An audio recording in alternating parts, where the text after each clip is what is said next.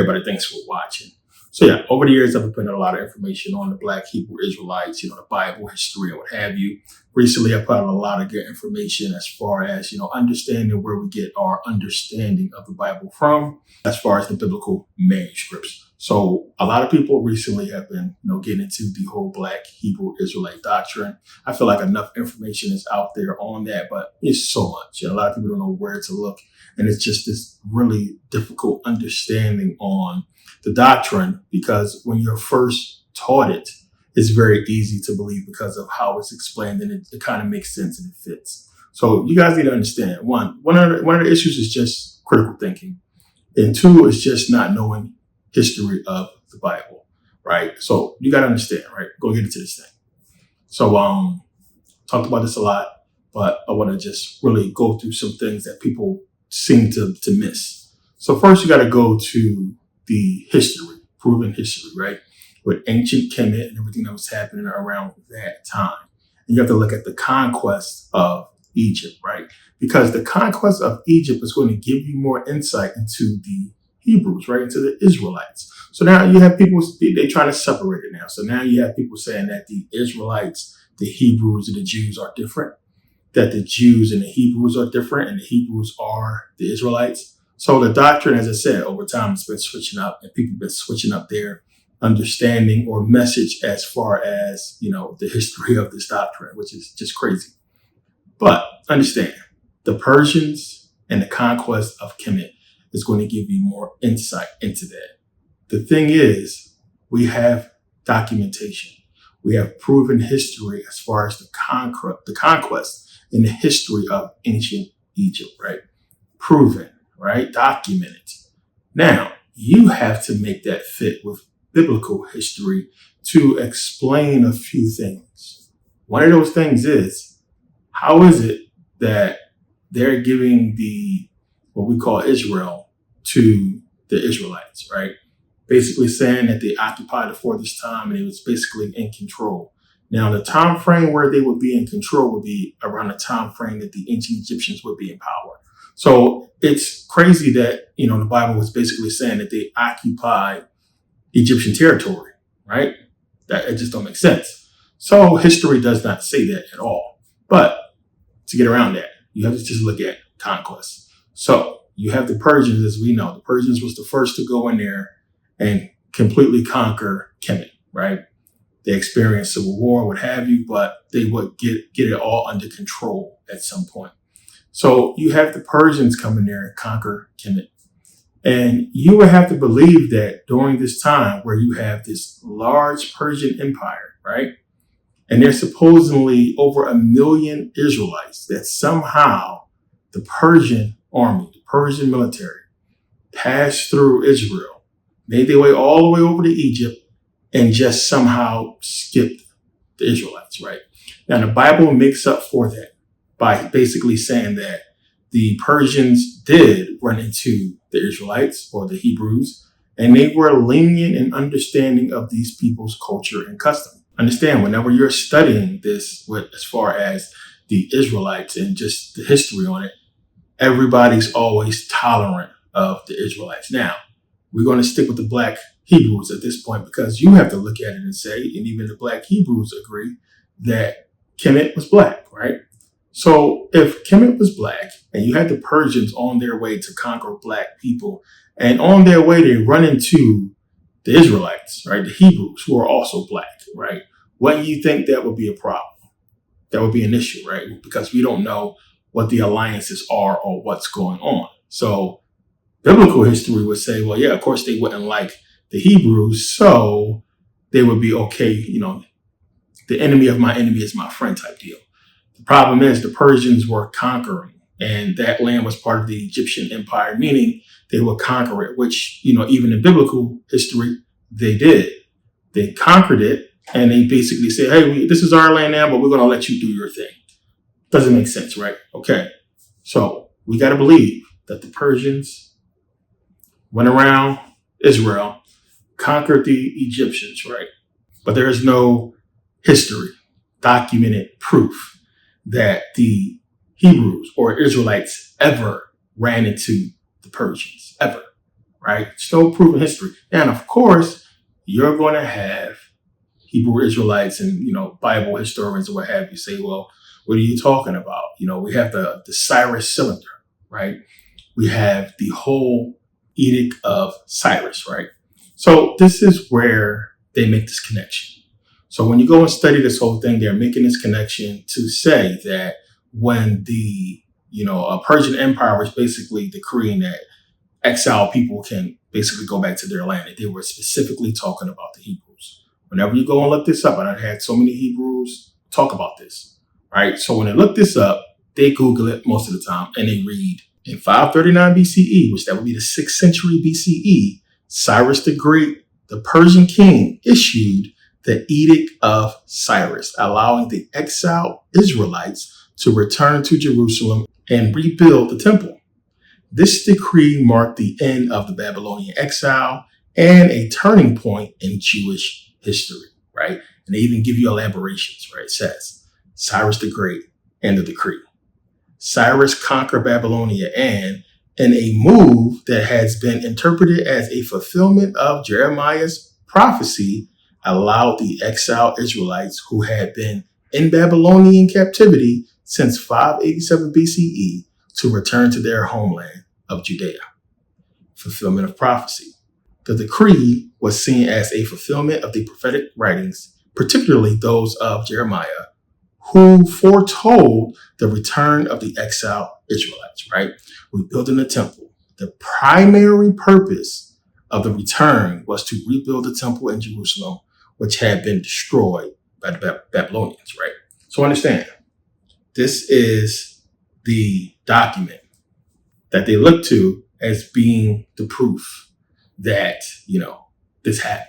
Now look at what I just read. I just read it to you. So they would go and Google that and they would read that and not understand what they're reading. They're not realizing one. And I talked about this before. It's why I've been using Google to show you guys how this shit works and what most people do. They go right to Google. So the thing is, one, Google's going to give you context, right? Elaborations, which they just did. None of that is basically saying this was proven true and it actually happened.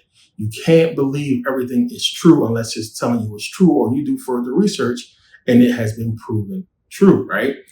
This has not been proven true. Now, if you go and do more research on this whole subject, you'll find out one, wow, you have scholars, biblical scholars, giving you their interpretation of what they believe the Edict of Cyrus is basically saying, or who it's pertaining to.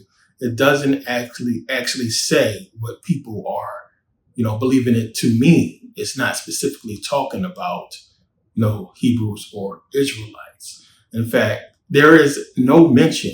The Persians never mention any Hebrews or Jews ever. There's no documentation of them speaking of these people, which should be crazy if you are traveling as far as they travel through Israel, past Israel, what have you.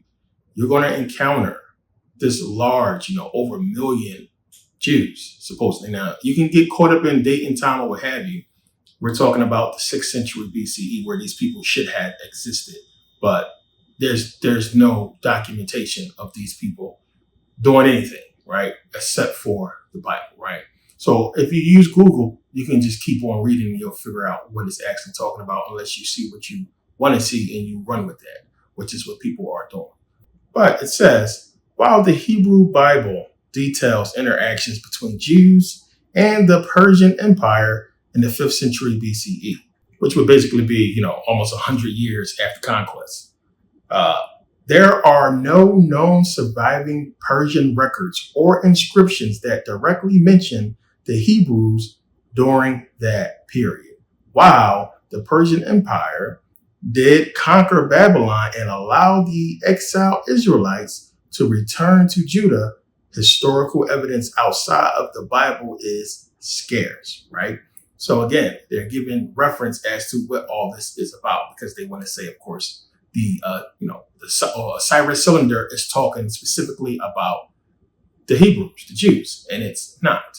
So it says here, no, the Cyrus Cylinder, which is considered the primary evidence of the Edict of Cyrus does not explicitly mention the Hebrews, Jews, or Jerusalem.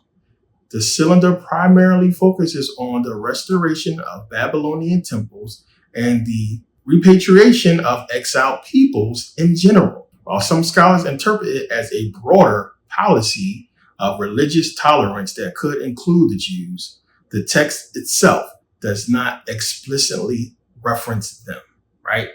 So everything I read to you when I first started reading, all the stuff is giving you and it's telling you and it's talking about the biblical history of what this stuff supposedly means. This is what they do. They attach themselves into proven history. And then when you read the stuff, if you don't do actual research, you're not going to see this. So if you read books like this here or any type of books that's really giving you insight into this, and this is Judaism from Cyrus to Hadrian, which is perfect for what we're going to talk about here. If you see my previous videos, you understand what I'm going to get into when I say that part. So when you read books that's actually getting into this real history, then you see what's going on. And in this book, they'll mention to you clearly, there is no mention of any Jews, any Hebrews or Israelites, right? None of these ancient sources that we see mention these people. So you have Herodotus, who documented, who wrote about the civil war that happened between the Egyptians and the Persians when they were rebelling against what they were instilling in Kemet. Because, Cyrus was supposedly lenient, but then Xerxes came along after Cyrus, and Xerxes was a tyrant. Xerxes didn't give a shit, and he changed everything. So it's hard to believe that, Xerxes would basically, allow these people to exist and just continue to do their thing. I talked about this same thing with the Greeks, that the Greeks would do all the conquests they did, everything that they did, and just allow these Jews. Everybody's giving these Jews a pass, right? But there's no real documentation that they ever came in contact with these people at all during the time that they should be existing when everything is going on. Because you had all this conquest happening, right? All this conquest is going down. These people are nowhere to be found except in the Bible. Right? Where are these people in history? We can't find them. So to bring it to the point, if a lot of people believe in, of course, if the Hebrews did exist, they were black. There's no way around that. Me and the black Hebrews, we agree on that. Of course they were. But you have to understand that this was indoctrination, that these people were forced into this understanding, and it's not something that was natural. So now you have what the black Hebrews want to tell you is poof. All of a sudden, we get this inception of these black Hebrews, and they were just going about their business, and everything biblical happened, right? There's no proof of that, right? So it's people who want you to believe that this is the case, and somehow with the years and years of Persian conquest, hundreds of years of Greek conquest, Roman conquest, that they gave all that shit up to follow or steal the doctrine of these true black Jews, only to later give it back to them in truth, right? It don't make sense. So you got to understand, this is the thing that had me scratching my head, where you have these black Hebrews, these so-called scholars saying, hey, the white man came and changed this, or they changed the doctrine. It's the only doctrine you know. Then what are you following, right? You're not following the Masoretic text. You're not following, none of the unseals or none of the Greek writings. What are you following? Everything you know as far as biblical history comes from the King James Version, right? It comes from the Bible that we all know. So if you're saying that this was changed, then why are you believing it? Why are you believing any of it? Everything you know as far as the biblical story, the story of the Hebrew Israelites, comes from your Bible, plain and simple. You are not following the doctrine that the mystic Jews or the Ashkenazis and all these other, the Jews just running things. You're not following that same doctrine. It's completely different. You're looking at Deuteronomy 28. Remember, all this stuff is stemming from Deuteronomy 28, the book of Deuteronomy, right? This is King James Version. I have already proven to you guys and shown you guys that Deuteronomy 28 in the oldest biblical manuscripts, which would be Codex Sinaiticus, is the oldest complete, not the oldest. Codex Vaticanus is older, but it's the oldest complete. No, it is not the Ethiopian Bible. It's not the oldest complete Bible. It is the oldest illustrated Bible. It's not older than Codex Sinaiticus. Understand? A lot of people just coming up and saying things and not doing this research. The Ethiopian Bible is not older than Codex Vaticanus and Codex Sinaiticus. It is the oldest illustrated Bible. All right? Understand that. So you want to put this back to black people, which is why they want to believe King James is black. They want to believe the Ethiopian Bible was the first Bible. No. It was actually copied from a Greek manuscript by Abba-Garima, a Byzantine royal, that's Roman. Understand where this stuff is coming from. But you got to realize, you got to look at history. The conquest of Kemet is the key to all of this, right? So again, I don't like arguing with the Black Hebrews because people who are religious, they get too emotional. They don't understand what they're talking about. But you have to use common sense to understand that, yeah, I'm going to agree with you guys, of course. We're talking about the original Hebrews, right? As far as the people existing that was pushing this doctrine first, that would be Black people, right? Understand that. But I'm saying this was because of indoctrination. So now, I talked about this in my last video. So we have, of course, Persians conquering Kemet, right? The Greeks come in, take it from the Persians, and then later on down the line, you have Rome take it from the Greeks, right? So Persians first, Greeks, then Romans. So we know Rome came in there, conquered it, and we have the Greco-Roman era. Now, people think this is so far-fetched, but how is it far-fetched to believe that everything we've seen these people do throughout history, why is it so hard for Black folks to believe that they cooked this whole thing up? Why is it hard for the Black Hebrews to believe that they created this entire doctrine? Because you guys think it's just so magical and holy that there's no way the white man created it. They stole it from you, but then gave you the truth to give it back to you. So they stole it from you, changed it, you following it, and you believe that the changed story is the true story. Which is it? You guys are confused as fuck. Seriously. Because you have to think about what you're saying, right? So it's one of the reasons why they want to believe King James was a black man and he gave us a true book, even though after that, it was edited and they left a bunch of books out. So you got to pick and choose what you want to believe, but the history is what breaks it all up, right? So talked about this before. You had the Greco-Roman era. You have Rome coming in and basically changing everything when they took control, right? So I read this last time. It says the Greco-Roman period, 332 BC to 395 AD. That's long. Think about what I just said. 332 BC to 395 AD. And I gave you guys your biblical manuscripts going back to the 2nd century AD. So we're talking about all this time, right? New Testament written in Greek. All right. So marks the end of Persian rule over Egypt. And then we're talking about the Greco-Roman period. It was over, in the 4th century BCE. So as far as the Persian rule. So marks the end of Persian rule over Egypt. The Persians who came from what is now Iran were defeated by the Greek conqueror, Alexander the Great, who occupied Egypt and founded a new capital city at Alexandria. When Alexander's empire was divided after his death in 323 BC, his general Ptolemy acquired Egypt and established the Ptolemaic dynasty. Greek was the official language of Egypt under the Ptolemies. Greek influence in art, administration, and military organizations continued for the next 300 years. The traditional gods were still worshipped, but new gods were also introduced. That should be game over right there, man. Like, come on. New gods were also introduced. The Romans gradually began to intervene in Egyptian affairs in 30 BC. They conquered Egypt. It became a province of the Roman Empire. Roman influence affected every part of Egyptian life, from household utensils to religion. Roman emperors continued to be depicted as traditional pharaohs on temple reliefs, right? I broke all this down. I talked about all this before.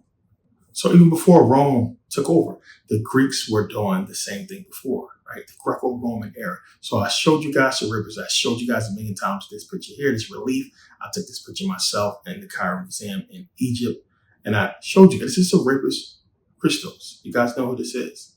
So we have the worship of Serapis, who was a god who looks like Jesus, that they were forcing on the people. So we already have documented proof that the Greco-Roman, the Greeks and the Romans, were forcing the worship of gods in their image on the people. And you think it's a coincidence that this dude looks like Jesus. And it's just, no, like, how are you guys not putting this together? Right? So the thing is, one, you're thinking Egyptian, right? But we know that this also continued. Rome conquered completely, meaning the Rome specifically had control over Egypt around 30 BC, right? It was no longer really Greco-Roman, even though it lasted up to the 4th century AD, right? But it was specifically Rome in there, and it was dealing with their issues with the Persians and the Arabs, when you understand. So I broke this down before where I showed you guys the worship of Serapis continued out of Egypt into Rome, right? And we had temples, entire temples dedicated to Serapis. I showed you guys as well, the worship of Serapis existed in Judea. Remember, the reason why Hadrian basically killed all those Jews, supposedly over 500,000 Hebrews, was because, remember, they wanted to build another temple to Serapis in Judea, and the people wasn't having it. So this worship existed. And you have to ask yourself, it's one of these things where common sense come into play. Why didn't the Jews accept the New Testament? Right? Because if you're walking around pushing the Old Testament, right, and the New Testament comes in and you have this biblical figure. Now, we wasn't getting the depictions until later on, but clear as day, like if back then they seen the depictions we have now of Jesus, they would look at it and say, well, that's Serapis. It's not Jesus. So you let generations pass before you start introducing these images in. But they were worshiping outright Serapis, and the worship is everywhere. So I gave you guys references. Here you go right here as well, where you had the worship of Isis and Serapis happening in the same temple, right? So you have Hadrian's temple. Remember, I read how he basically walked across the street to go and worship Serapis in the temple. This is in Rome. So you got to put that history, that connection together, and you see what happened, right? So you have, but the New Testament, before that, you have this conquering supposedly of these Jewish people, these Hebrews. And then we get this New Testament, right? These people are exiled, scattered, everything that supposedly had happened. And we get this New Testament featuring Jesus or what have you. So you got to look at the history, understand where this stuff is coming from, and that these black people who you guys believe are the biblical Hebrews are not. They are indoctrinated Africans. Now, in the same video I showed you guys at the Cairo Museum, I showed you guys 2 different gods that the Greeks had created. I showed you guys Zeus Ammon, and I showed you guys Serapis Christos. Serapis looking just like Jesus, or Jesus looking just like Serapis. So what makes you think, if they created these gods and introduced these gods onto the Egyptian people, that they didn't create Judaism or Christianity? Why would they allow Judaism to exist if they're pushing Zeus Ammon and pushing Serapis Christos, which clearly spread all the way from Kemet into Rome, where there are statues still there today, and we don't see any of any Jewish gods, Jesus or what have you, dating during that time. So why would they allow the religion to exist if they didn't create it themselves? Black people who was in Northern Africa, the land that we call Israel today, they occupied that space. These people were indoctrinated once it was conquered by the Greeks, by the Romans. It was indoctrinated and sent out to spread that message. This is why you have them showing us all these old paintings of the prophets being black, because everybody was black over there. And they indoctrinated the black people and sent them out to spread this word. When the history is showing up, it's not showing up past the 3rd century BCE. Everything is suspect after that time, right? Well, before that time, I should say. So everything you're seeing fits within that time frame of conquest of the Greeks and the Romans, right? They indoctrinated these people, sent them out. Just gave you guys proof. You can go look all this stuff up. The statue still exists in Rome today of Serapis. Still there from ancient times. There is no statues of Moses from ancient times. There's no statues of Jesus from BC or ancient times. You don't get statues until way after. So if we have the known worship of Serapis, where there are statues, and supposedly these people were walking around, giving their lives, giving their lives, being persecuted and everything, pushing Christianity. There's no statues. And the Jews who were supposedly given all kinds of tolerance and everything, this is why the story is cooked up that they destroyed the temples. They destroyed it. You see how they have to make up for a proven history by saying all this stuff was destroyed. Yet, once Christianity dominated, they didn't destroy the statues of Serapis. They still exist. They didn't steal a lot of the Roman gods' statues or the Greek god statues. They still exist from BC times. But everything else was destroyed, we're supposed to believe, or was it converted? So these are questions you got to ask yourself. Like, I debate with people so much about this subject, and it's just, I'm tired of debating. Hebrews, you got some of you guys are very intelligent, and I made this video because I said I would, one. And two, because it's just real easy if you want to go and look at the history and what happened and see what took place. But you guys are so stuck in the Bible. You know, you got these people on cue. Read this verse as if it's proven. And you sit there and scream the verse out loud and say it proudly as if it's proven. The book itself is in question. It's in question. It's not proven. It never was. So in all these older books, these books that people are not reading, is giving you all that history. And this is why we call people YouTube and, Google scholars or what have you, because you guys don't go deeper into the research. Even if you Google something, which I'm not completely shunning you guys using Google, but I see the flaw in a lot of you guys' work and what you're doing, which is why I always show you in Google as well. You guys can show me something on Google and say, see, then I can just show you the complete opposite as well and show you guys where, as I put up books in this video, to show you where you can actually go and get from real scholars, from older books, and see what it's actually talking about. Now, again, you can't fault Google for giving you more, elaborating more on the topic, which is what it does, but that is not proof. I broke all that down in the previous video, where you guys have to stop doing that and taking what it's saying and what it's elaborating on and understanding that when it says, evidence, archaeological evidence, right? When it's saying the historicity or historical context or historically accurate or what have you, none of that means proven. It just means evidence. It's just evidence to the point. It doesn't mean it was proven true or that it's 100% true, or else it would say that it's not. So this whole thing came about is because of this and this history of the, I didn't want to make a whole video on the freaking Cyrus Cylinder because it's a joke, because it's a broad term that it's speaking to in that cylinder where it's talking about just people, everybody. It's not specifically talking about you, it's talking about everybody, and they piggybacked on that. They jumped on that. You can see what they're doing. Let's find things in history that exist and then make up a story where we can fit it into this archaeological evidence and say, it's talking about these people. Where nowhere in the entirety of ancient Persia do these people in any language mention Jews, Hebrews, Israelites. Not at all. So think about that. So again, it's up to you guys. You can keep doing this song and dance, but it's no proof, man. This is all by faith.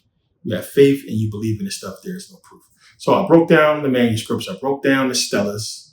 I broke all this stuff down. It's like you're, again, missing out on so much information because you guys want to stick to this. The Hebrew Israelite doctrine is made up so you guys can basically, take yourselves out of Africa and leave it alone. So you can get away from North Africa. You can hate the Egyptians. They hate your past and everything that you should be loving, you're hating right now. And that's stupid. It fits them, not you. So yeah, I hate doing the whole spiel over and over again, but there's so many people who, it's 2025. I thought we killed this shit, but people are not doing, it's just more people just not doing research or not looking.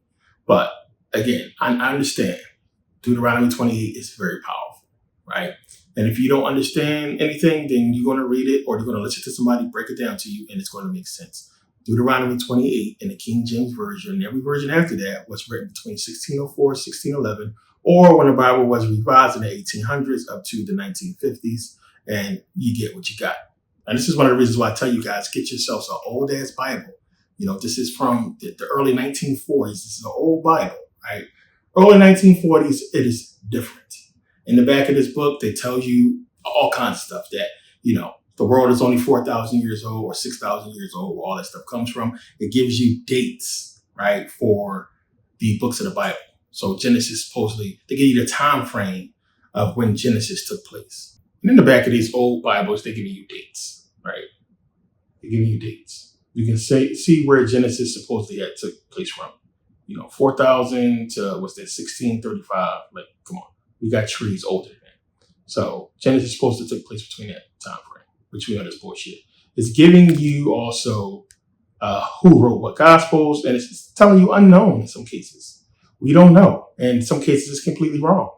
So this is why the older books are good to have, and you have to know how to read them and know how to put it into its context. Also, I broke down with the Masonic Bible how you guys can know and understand how it's different from the King James Version and why this even exists. The fact that the book exists should tell you something, right? The fact that this exists and these people are supposed to be the most evil people on the planet and everything like that. Why does this exist? What's in here? Why is this different from your Bible? And again, this is just more insight into everything. Now, you have smart Hebrews who want to separate the Old and the New Testament. Or some of them going to lie and stand on their lie and say, I don't believe in that Bible. I'll go back and look at the whole Hebrew manuscripts as if they had them. But we know with the Hebrew manuscripts, completely changed, can't be trusted, just messed up, right? Again, the manuscripts that broke down is not proof of anything. So yeah, you got to understand it's a lot to look into, a lot of information, right? And one of the reasons why you got to keep doing your research and just not acting on faith or what have you. And it's just crazy to me, man. I feel bad because so many people who just looking for the truth and they get caught up in this Black Hebrew Israelite nonsense. And now they all militant and they believe in some shit because they believe somebody who basically conned them into the whole thing. And it's a sad thing, man. I feel bad because it's Black people doing this to other Black people, knowing damn well it's some bullshit. And the amount of hatred that they spew towards Africans and Black people and shunning Africa and everything like that because of this doctrine that they have no proof, that's completely bullshit, is crazy. So because I have so many videos on this up, you have a lot of people who are running into it now. A lot of people hitting me up. The doctrine is still out there. People still talking about it. And, I'm going to try to keep putting out videos to make people more aware of what to look to. Deuteronomy 28 makes sense. It fits. It is completely talking about Black people in slavery in America pertaining to Black people. No fucking way around that. But again, understand, King James Version was written 1604 to 1611. Slavery was already going on. So the stuff it's talking about, they already knew what Black slaves was going through. It's not a book that was written over 2,000 years ago by Moses, and it was a prophecy, and they wrote it 2,000 years ago, and they knew what was going to happen to Black people. No, that shit was written 1604 to 1611 when they already knew. So, and then if you believe in that book anyway, saying that King James was Black, then you know that already. How, I don't understand. Then you know he was commissioned or supposedly had a spirit put on him, and they gave us the King James Version. You know when that was written. It's not from, over 2,000 years ago. But people want to believe that spirit was put on him, and he was given that doctrine, that message, and the scribes were as well, to give us this historically accurate, version of, the Old and New Testament. It's bullshit. It's bogus. So Deuteronomy 28:68 is not as old as people think it is. It's a prophecy. How? It is something that was written down. It's a story that was written down pertaining to Black people that they already knew. Now, all this DNA, E1, B1, Igbo, and all this stuff, all you're proving, all you're saying is that the lie is old, right? You can try to separate DNA and all the bullshit y'all want to do and say, Africans are completely different from Black people in America, when this is a proven fact that we come from them. What's wrong with y'all? And that your genetics change, your climate can change your genetics. Your climate can change the way you look, the way you appear, right? Proven fact. Climate change, the climate changing can directly change your genes over time, right? It's evolution, right? It's what happens. We no longer need certain things because the climate is different. So we have these changes. We don't need the darker skin. We don't need the bigger nose. right? We don't need the woolly hair as much because we're in a more balanced climate versus a climate that's hot all the time, vacant like Africa. So it's not that we're genetically different from them. It's just a change that occurred in us from them because of the different climate. That's all it is. This is proven fact. So again, like this is so much hate rooted into the doctrine, and it's blinding people and it's making them look even more ignorant. And that's all it is. So you guys got to understand like where you're getting the message from and where to look, plain and simple. So it's up to you guys. Keep looking. I got a lot of videos on it, and check them out. But yeah, thanks for taking the time to watch. See you guys next video. Peace.